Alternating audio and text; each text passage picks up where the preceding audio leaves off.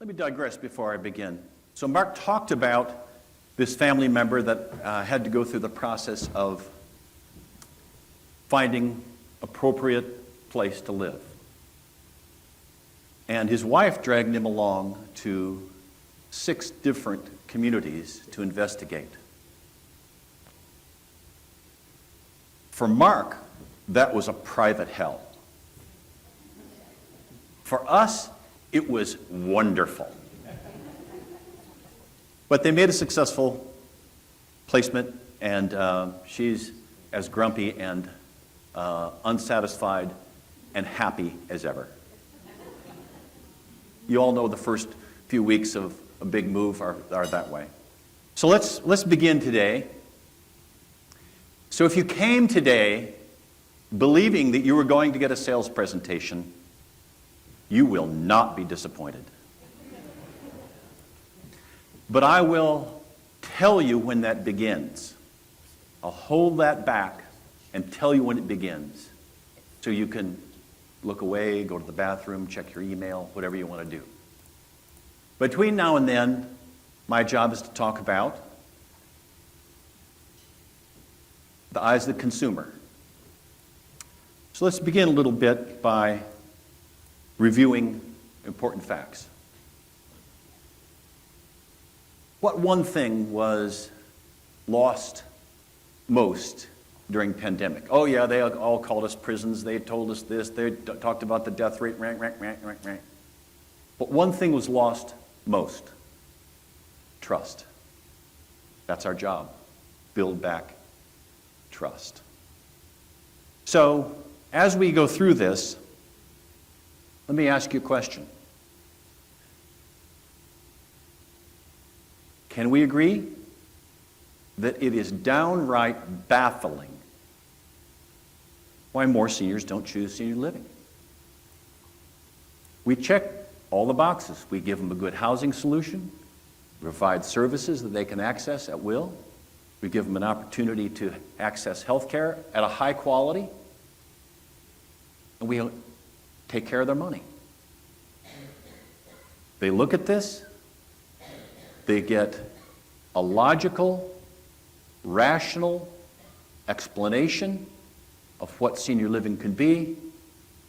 They should be checking all the boxes, yet they come up with irrational, illogical, and emotional answers to why they aren't moving in. That is called behavioral economics. We're going to talk about a couple terms you're probably familiar with, but maybe not applied to senior living. This is a study of why people make the choices they do and why they make choices that seem so logical and so appropriate and they don't move forward. Behavioral economics works very actively in senior living. You all know that. You've all experienced that. Behavioral economics is about why they stay put, why they don't make a decision. You remember the first law of physics, which is a body at rest tends to stay in rest and the body at motion tends to stay in motion? Remember that one from physics class?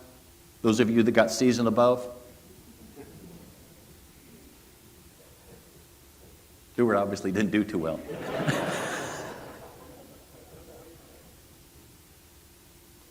That's really what's going on here. That's really, people get stuck in their routines. They don't want to move. They think the future looks like the past. And they fear losing what they have more than the potential of gaining what they might get. And that's called loss aversion. So this is a very powerful thing in senior living. In fact, it may be the most powerful deterrent for seniors to move. I'll bet you a lot of you have seen that face on one of your residents this week. And that doesn't end, by the way. So behavioral economics and loss aversion were around long before the pandemic. But during the pandemic, when we were faced with all of the reasons not to move, reasons to stay home, reasons to be not part of a senior living community, are now more pronounced. So that's our job to overcome them. So we know that seniors are hardwired, actually not seniors, everybody here is hardwired for certainty. You want to know what the future is, and when you can't have certainty, you want predictability. So you want to know that what's for lunch. You want to know an agenda. You want to know what everybody else is wearing. You want to know all those things that are going to help you navigate the future to the best of your ability.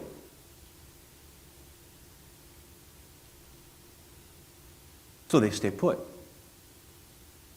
But we all know, once they move in, and they're there, and they get settled in, they're happy and content.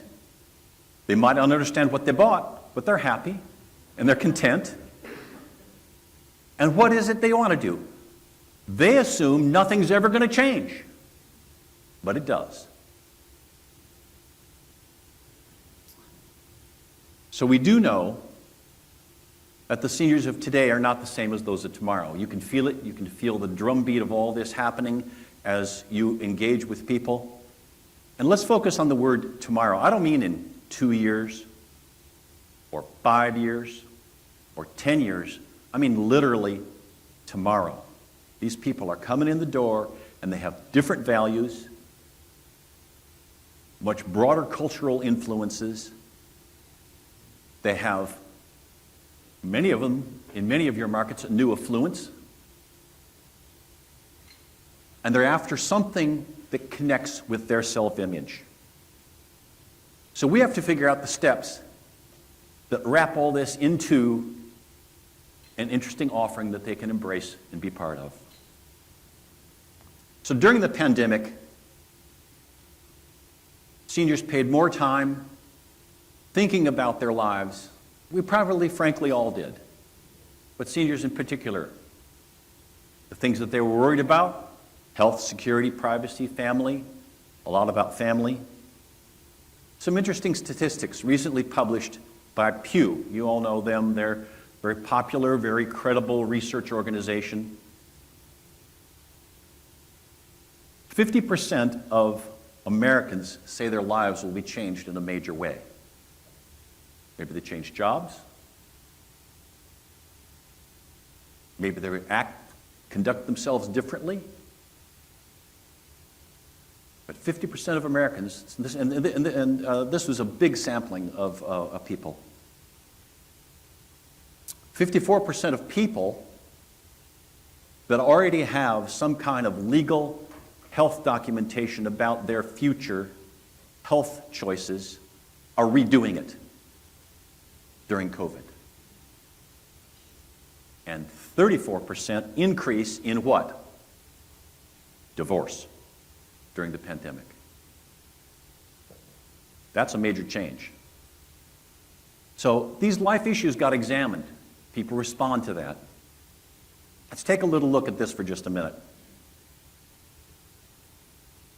This chart says that average years of life lost in the United States by cause.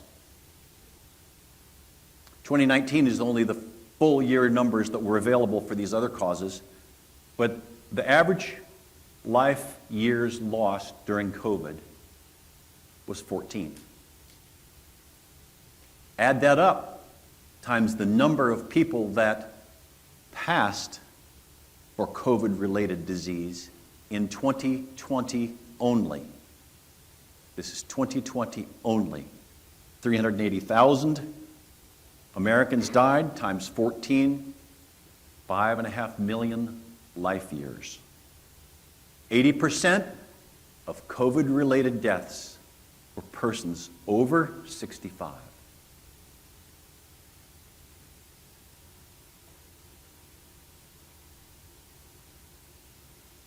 Impact of COVID isn't over. We don't know what's coming at us. But we did an exemplary job getting our communities safe and our people protected. So as you face the 1,000 decisions you get in a day, as you look at the future going forward, you don't have to You don't have to answer this out loud. Unless somebody wants the mic, I'll be happy to let them talk about themselves. Answer these questions for yourself. You really only have 4 resources: time, talent, money, and manpower. I don't mean to use the gender-specific man. I'm trying to be, so apologies for the use of, for those word-sensitive persons out there. Time, talent, money, and manpower. How you deploy those things are your tools. So take a look at this chart. We've all seen demographic charts till we're blue in the face. This is a 100-year chart from the lower left-hand corner, which starts in the year 1919, to the right-hand corner, lower right-hand corner, which ends in the year 2019. Each one of those vertical columns is a decade. The x-axis, which is the vertical axis for your non-algebra learners, is what percent of that population is alive in that year. The y-axis, which is the horizontal axis, is decades. Boom, boom, boom, boom, boom. Take a look at some of the interesting names that we give generations. Lower left-hand corner, most of them died out by 1930. The Gilded and Transcendental generation. Don't you wish your generation had a cool name like that instead of Boomer, Millennial, Lost? Then we have the Progressive generation, and then the Missionary generation. And then we start getting into the terms that we're familiar with: the Lost generation, the Greatest generation. Go over to the other side, other far right hand, and go up: Silent Boomer, Gen X, Millennials, Gen Z, all that. What does this chart tell us? Well, at the very bottom, look how long the foot goes. You see that Progressive generation kind of went for a while, 30 years or so. The purple went for another period of time. The red, not very long. The yellow, which is the Greatest generation, still few of them around there. They've got 4 decades in there. And on and on. What this chart doesn't tell us, of course, is that how aging has changed and advanced over these decades and this 100 years. It does tell us that demographics are destiny for senior living. They're still there, still working in our favor.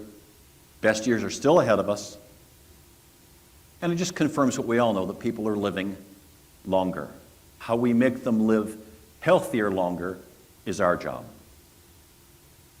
So during this century so far, just 20 years in, there have been 2 major events: the Great Recession and the Great Pandemic. During these 2 major life events, one, seniors suffered economically. The second, they suffered isolation. Housing, much different experience. Money on one side, health and safety on the other.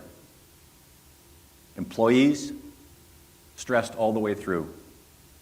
Under the Great Recession, I can't move in because I have to help my kids. Under the Great Pandemic, I can't even see my kids and they can't see me. So let's take for just a minute and talk about that interim period, which is those 10 years between the Great Recession and the Great Pandemic. Demographics continue to march on, as they always do. Lots of new competition, lots of new competition. We've heard, been lectured, and will be lectured yet again today, likely, from somebody else, not me. For-profit grew, not-for-profit stagnated. Consumers hardly differentiate between the for-profit and not-for-profit. We had a really good discussion about that yesterday in the CEO meeting. And there's some conviction that we really need to step up and tell that story in a much better way. We've learned that markets are now classified by category. Educational, where there's 1 or 2 senior living communities, people don't know very much. They have to start on a quest and learn what a senior living community is. A competitive senior living market where there's a bunch of them. And There's a lot of general knowledge among seniors, but they eventually find their way. And combative, which is where one community is trying to do bad stuff, dirty deeds, and they're done dirt cheap to each other. Stealing staff, stealing residents. We're involved in one major Midwest city that can be described as combative. And there's lots of CCRCs around, lots of them. And so people might go to 3, but they know that they have a lot more choices. The battle we're in is between 2. And whatever we offer in terms of incentives and move-ins and all the good stuff that gets people to move forward, they have a standing offer: we will double if you come to us. That's how brutal this is becoming. That's how brutal this is becoming. Kind of like George Fraser and Muhammad Ali, just punching until one of them falls down. During the pandemic, we heard a lot more about diversity, equality, inclusion, environmental, social governance. We heard a lot about it, and we learned about it. It wasn't that much big of a topic from the recession until about just before and during the pandemic. Surprising numbers of you, people in this room and others that are in our client base, have called and said, what's Greystone doing? Or what are other clients doing? Because we need to have this. We need to address this. We need to know where this is going. How do I navigate this stuff? And so what happens here is the customers that come in today, they shop differently. They come in digitally first. And it used to be that for a small amount of money, you could make a big digital difference in your market and gain a lot of traction. Those days are long gone. Everybody has made those small investments in digital marketing. Now it's about making big investments in digital marketing. There's more competition. They're more aware. They're more inquisitive. And the pandemic accelerated all this. April of 21, a really interesting consumer survey came out done by PwC. So that's a pretty legitimate organization, and the conclusions of it have bearing for us. Top line is not really new. We know that connecting with persons' values are important. 75% of consumers, and this was 115,000 American consumers, all ages grant you, 115,000 American consumers with 3 in-person interviews. This wasn't a survey. I can make a survey saying, you can make a survey saying anything you want. This was 3 in-person, in-depth interviews of 115,000 consumers. This is a very legitimate survey. 75% of consumers said they will reward companies that have policies or actions. Next slide. People will pay more for, pay close attention, healthier, safer, environmental friendly, socially conscious, talk about your business values, and take care of your folk. Sidebar. If you're a provider, sponsor today, during the pandemic, show of hands, how many of you or your residents took up a love offering or for the staff to put extra money in their pocket? Almost every single one. They really care. Think of, you ask a senior that lives in a senior living community, what is it you like best about living there? Are they going to say, oh, I have a beautiful 2-bedroom apartment facing southwest with cream color carpet? Are they going to say, oh, the food is knockout and killer? Are they going to say, our commons areas are beautiful? No. They're going to say, the staff. The staff makes the difference. So there's a lot of interest in making sure that we take care of and they know they're loved. That's what this says people will pay more for. Same survey. Most frequently mentioned topics where better traction could be garnered from consumers. Environmental issues, social issues, digital security, personal privacy, transparent government. Have you been watching TV lately? You read the business news? We all tend to kind of tune out the commercials when they come on. The next few days when you get home, just watch the commercial a little bit. Watch how many, what percentage of them, and how deep they go into these topics. Big companies, and you can name them. They've been in the news.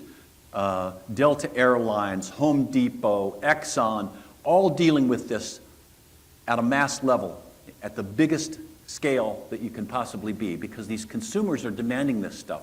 Would they be doing this stuff if people didn't demand it? No. This is what's happening. This is the trend. This is the movement toward a consumer that is much different. So we take what PwC told us in this very comprehensive survey and we roll it up with what we already know, and our consumers want everything we already offer, plus give me more health and wellness focus. Talk to me and show me about social issues. Secure my privacy, my security, and probably the most of all, and the biggest way to gain their trust is my health and safety. Are your competitors going to go to this length? Is the for-profit world going to go to this kind of lengths to address these things and put it out there and say this is what we stand for and this is what we value? Probably not.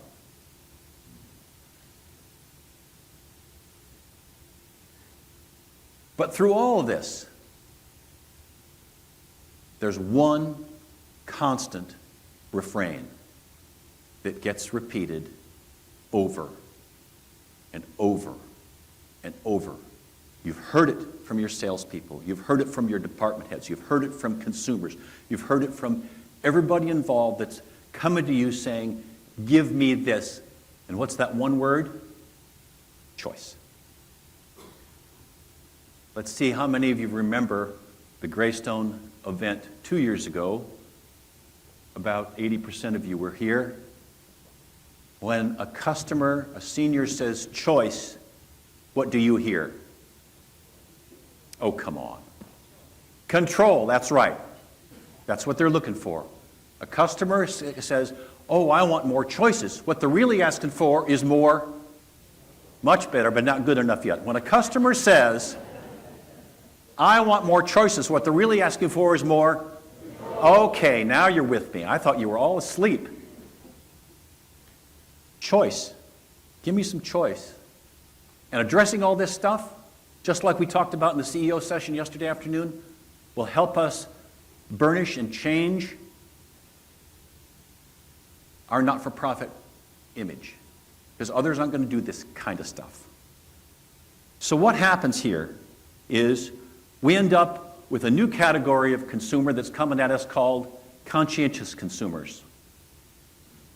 In fact, I just made up a word. We're going to call them con-coms. Isn't that cool? But what they're interested in, and you can feel this in your everyday stuff. As you deliver the promises you're contracted to make, they're taking a more active interest in what used to be very passive resident interest. You can see they want more engagement on social issues. They're coming in the front door. They're not asking these questions fully quite yet, but they're getting there. Because they're saying, well, how do you treat your employees? What's your employee turnover? These are questions we never heard before. They're coming in the door.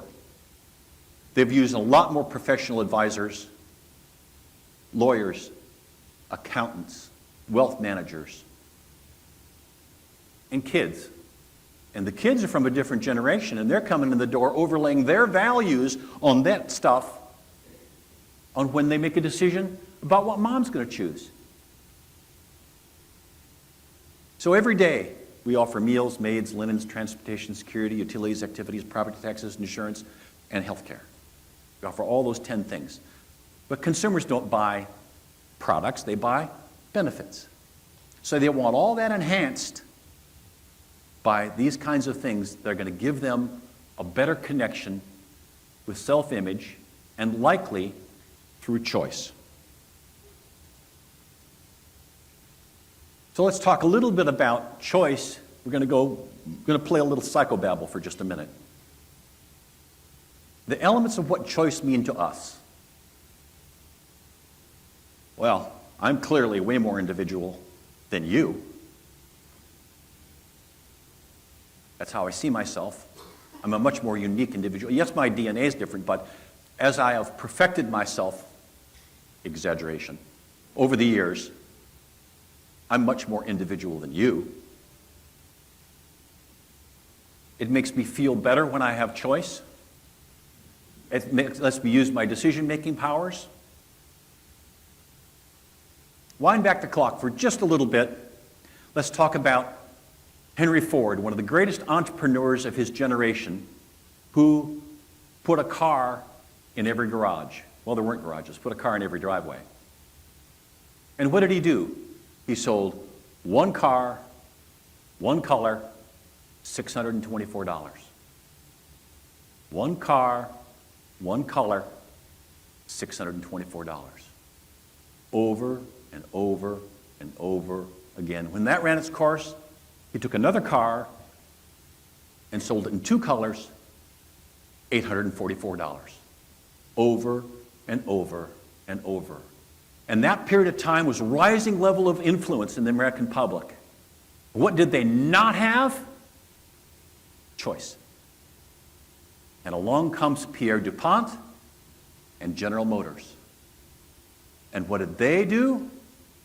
They gave you Chevrolet, Pontiac, Oldsmobile, Buick, and Cadillac in all different colors, all different flavors, all different kinds of stuff, and the consumer went wild. And choice was the differentiator. And you could follow that through, that the choice has been the differentiator of products' success from now till forever. What's the ultimate expression of self through choice? Identity of my path of my future. And an entire industry has been built on it. What is that? Starbucks. Because I can have it any dang way I want it. I can have it any way I want it. Unlimited permutations. And I am so unique that mine has to be different than yours because it's better. And so choice may be the ultimate way to overcome this stuff. And we do offer choices. We offer choices in dining, meals, and some other stuff. But we really have to get a much bigger, broader choice out there. We had an experiment with one provider. They're here today. I can't quite see it. It's called the Farms at Bailey Station, where we were really given carte blanche to put choice in front of the consumer. So this is a big community. It has a bunch of townhomes, which are attached, a bunch of single-family homes, which are single-family homes, 180 apartments, 22 different floor plans.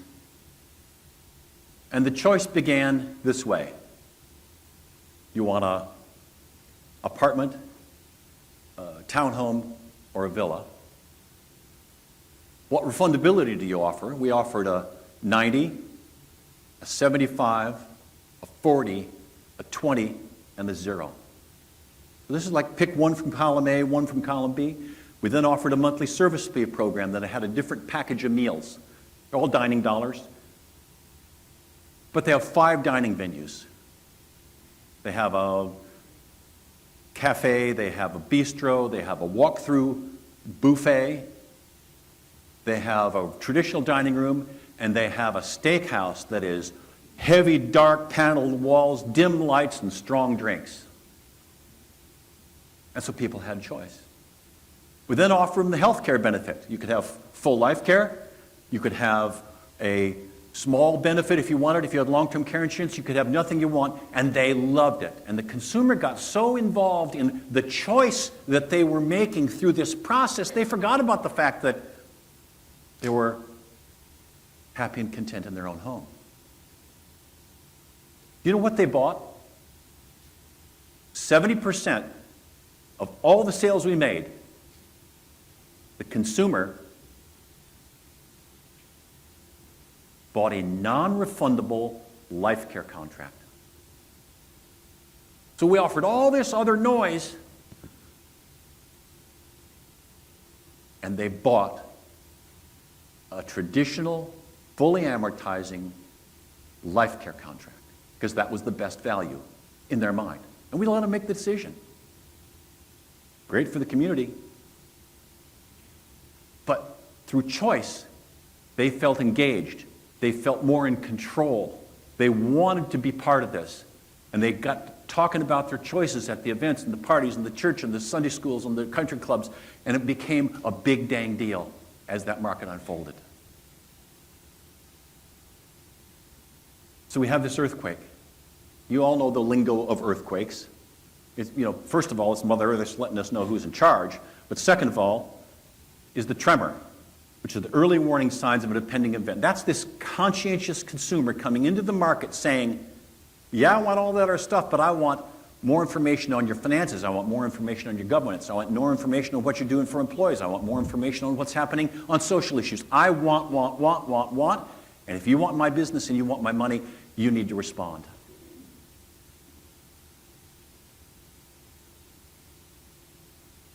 Back to that pretty colored chart, which looked like an adult coloring book. Think of the baby boomers. So, baby boomers, the dad says to Johnny, Johnny, would you like an ice cream cone? One ice cream cone? I want 2 ice cream cones. I want this one to be chocolate dipped, and I want that one to be a sugar cone with yogurt in it and sprinkles, and only yellow sprinkles. That's kind of what the baby boomers did to the whole economy.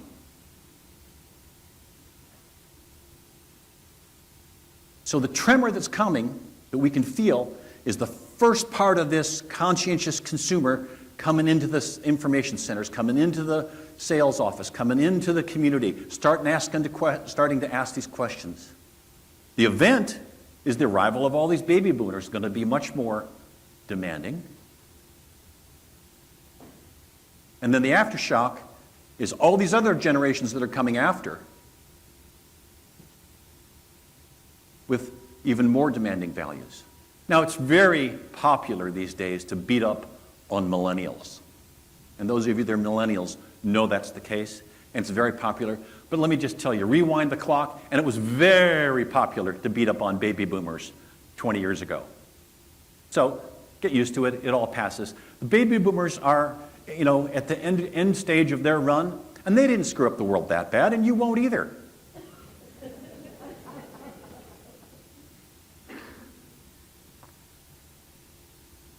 They have this tremendous desire for health and wellness. We've all talked about the health span before. Lifespan is how long you live. Health span is how long you live well. And that's what they're after. I want to live well a long, long time and die really short and fast. Boom! So I want a program that's going to let me live healthy, long. Health and wellness. That's what all this is going on to. And our healthcare system, senior living, is just like tax policy and how we pay for health care. What does tax policy do? It directs behavior by taxing or not taxing certain things. It wants you to buy a house, so it gives you an interest rate deduction. It wants you to save for college, so it gives you a 529 plan. It wants you to save for your retirement, so it gives you Social Security. It doesn't want you to do all these other kinds of things. That's what tax policy does. It's to control behavior. Healthcare and how we pay for healthcare is the exact same thing. So you've seen your premiums go up, your deductibles go up, senior living cost transfer, cost shifting to residents go up because we want their behavior to be on prevention. So you saw that fancy chart of all those things. People die of accidents and cancer and diabetes and all this other stuff. So we have healthcare payment programs that are directed toward wellness so we can control those big population medicine costs. So this evolution towards self-care that you see and you feel when people come in the door is part of this whole conscientious consumer thing that's coming down the path. Look at this interesting chart. Life expectancy. Now we all think about life expectancy as about me. It's not. This is big population medicine.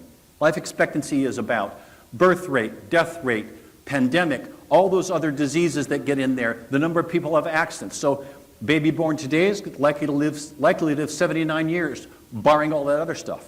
If they make it to 20, they're going to make it to 80. If they make it to 35, they're going to make it to 81. They make it to 50, they're going to make it to 82. They make it to 65, they're going to make it to 85. This is where we come in.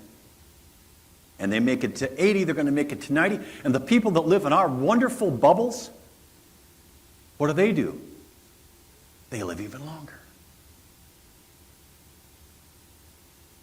And so we see the phenomenon of what's happening. So we want people to be healthier longer and die shorter and faster. So we incentivize them with health and wellness programs. We build massive, massive exercise rooms now in itty-bitty little craft rooms. Used to be the opposite. You all know that story, adding years to life and life to years, that's how this boils down. So COVID hit us really hard. Mark talked about it, others are going to talk about it. I'm not going to do very much on this, but you're going to see all these topics addressed.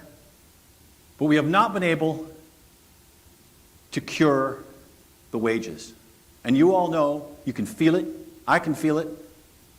We're going to not have much choice but to increase our monthly service fee annual increases greater than what we've done historically. It's probably coming at us. Look at all these pressures. We, Greystone, do a whole bunch of what are called strategic pricing studies, where lots of you and other communities are resetting their whole pricing at a different level. They're taking the old price sheet, which they've had for years, which is typically the roll-up of last year's entrance fees plus 3%, and this last year's monthly fees plus 3%, and when we go on it, we round them up, we do this other stuff, we take some dynamic pricing because it's a two-bedroom on the southwest facing with a cream color carpet. We're doing entire pricing resets to try to help overcome some of these costs, and it's working. Sometimes we change the entrance fee plans, sometimes we have no choice but to increase the monthly fees, but that next round and generation of customers coming in the door are paying higher fees, and that's just going to be the part of it. So we haven't figured out how to handle wage pressures because we haven't figured out how to hire robots. And because we're in a relationship-centric, customer-facing business, it's not like robots are ever going to give us any benefit. So they have this tremendous desire for health and physical security. You know all this stuff going on. There's that word trust in the last bullet point. This brings us right back to COVID. So let me employ for a minute the use of these props.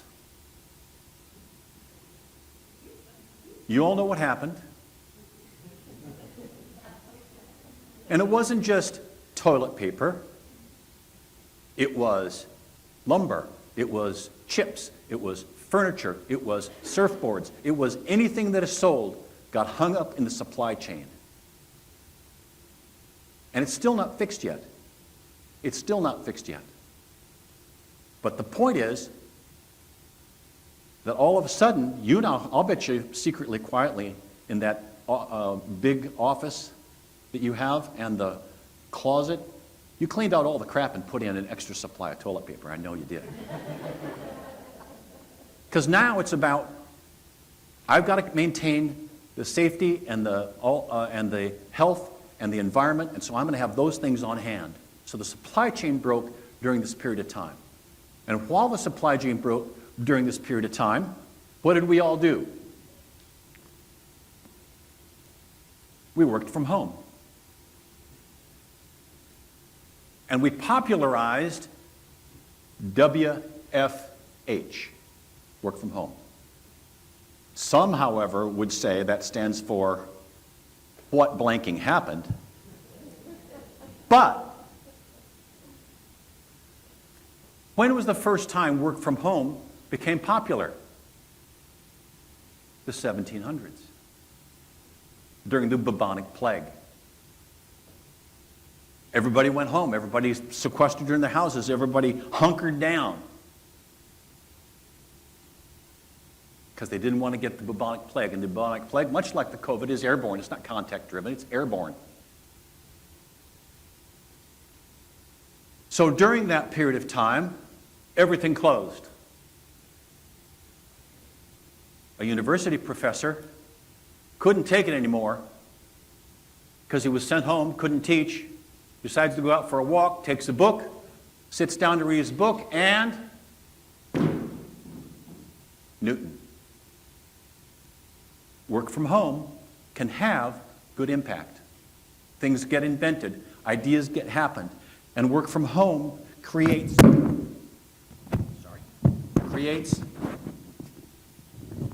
good things. Let me tell you another work from home story.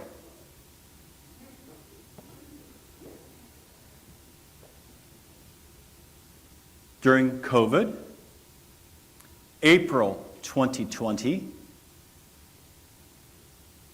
an engineer by training was making himself breakfast at his house, and the toast got stuck and burnt. And this guy is really smart. So as he's digging out the toast, he unplugged the toaster. As he's digging out the toast, he looks in there and sees those coils and goes, I wonder if I could kill COVID by passing the air through superheated coils really fast to make sure that we get a better life. And that's what happened. And that's how we got these things. So remember I said I would tell you when the sales presentation began? This is it. So settle in. It's a good ride. Like you, when this hit, we investigated everything that was out there. HEPA filters, ionization, blue light, everything that was out there. And all those solutions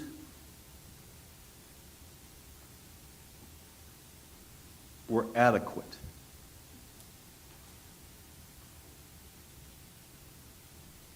We found this product, and its one differentiator is the fact that it kills COVID instantly.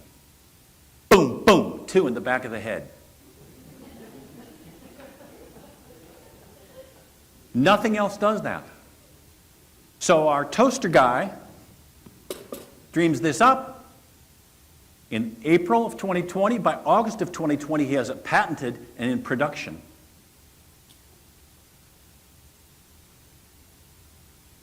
Now here's the rest of the story.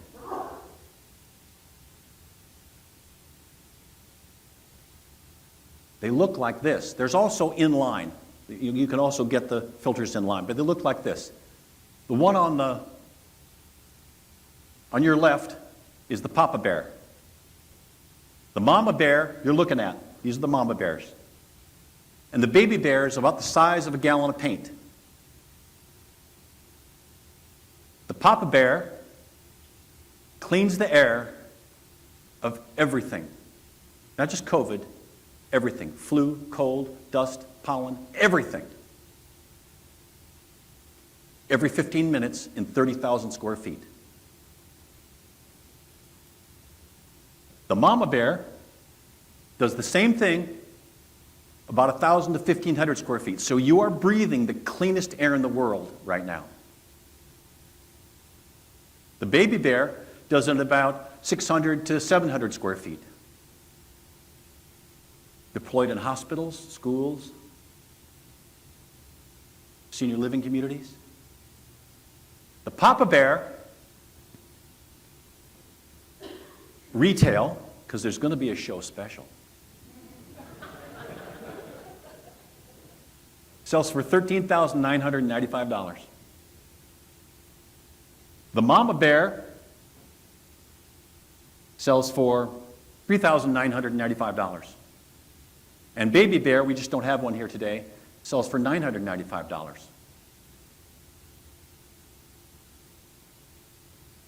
A test fit. You all know, most of you know about Buckingham, the monster luxury senior living community in Houston, because IVP is located in Houston. Their personnel went out and did a complete assessment of that. Buckingham has 90 skilled beds, about 54 assisted living, 32 memory care, and massive commons areas. 19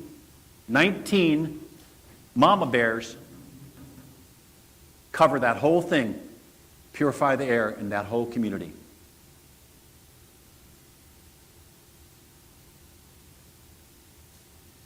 Here's the closer.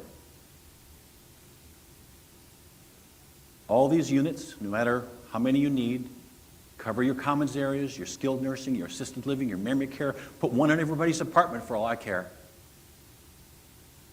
are paid for by PPE, American Recovery Act, and America Cares. You know what that means? They're free to you.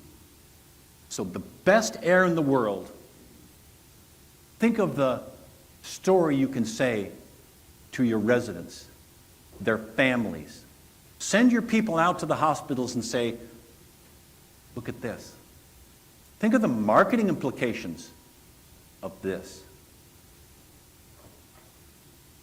This is a very important point I'm about to make. Greystone doesn't own any stock in this company. We don't benefit in any way financially from doing this. We don't get any kickbacks. There's no commissions. We're doing this because it's the right thing. We're doing this because that technology, and we all know we're headed for a human-led, technology-driven world. That technology can make a difference for you. We've got a partnership with these IVP people. This is being presented to Leading Age, and you know they'll be all over this. You're just getting it ahead of the game. More information. There's Toaster Guy.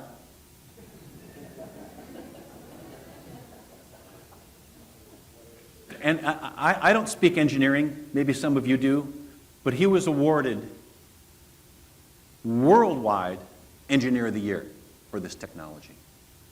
That's a big deal if you speak engineer. So all these, here's a whole bunch more certifications of all this thing is done. It was been tested by the best labs in the world. Argonne National Laboratories, MIT, all endorsed it. Look at all these companies that have done it. You can see prisons in the upper left-hand corner, big companies, hotel chains, Canyon Ranch. Think about, this is important because it's very, very similar. That Canyon Ranch building in the lower right-hand corner is 250,000 square feet protected by that. How big are your communities? Oh, interesting. Many of you have communities that are 250,000 square feet. Look at this. More and more and more and more. Places you know, Super Bowl, Walt Disney, Honeywell and Trane are working with them to incorporate this into their systems as they sell big commercial air conditioning units. It'll eventually get to residential, but that's that. But here's the deal. With us today are two representatives of IBP, Dr. Garrett Peel and Brian Patek. They'll talk to you. They're here. Dr. Peel is an MD, surgeon, degree in public health, and an epidemiologist. What we know about COVID today is so much more than we did a year ago, and he's been on the leading edge of this. He's the CEO of IVP, here today to talk to you, to show you how this can be introduced to your community, to show you how this can be sized properly, to show you how this can be paid for through these programs that are out there today. So they'll be at the break, which is coming very soon, by the way. They'll be out there ready to talk to you. I hope you'll talk to them. That's the end of the sales presentation. Now back to our regular programming. So we're compelled to address these things. We want to stay competitive. We always want to be the best in our market. We always want to know that our consumers are coming to us first. It's not about market share anymore. It's not about market share. It's about mind share. It's about how to get them to connect with us on their values so we can deliver information and how they want to live and how they want to buy in a manner that's consistent with their values.